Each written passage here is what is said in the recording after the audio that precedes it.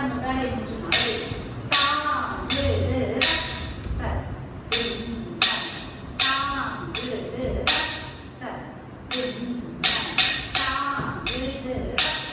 கண்ணாடா பிடிச்சு பார்த்து ஸ்மைலிங்கோட பண்ணணும். இப்போ ரைட்டு கிராஸ் பண்ணும்போது லெஃப்ட் சைட்ல சரிஞ்சு அப்படி உட்காந்துடணும். முட்டிக்கால் வச்சு எழுந்திருந்து தாங்கிடு லெஃப்ட் பண்ணும்போது ரைட் டவுன் நல்லா நீட்டி பண்ண கை இந்த கை மேலே போகணும். எழுந்திருந்து டவுன் பண்ணணும். இப்போ லெஃப்ட் செகண்ட் ஸ்பீட் எழுதணும். Left down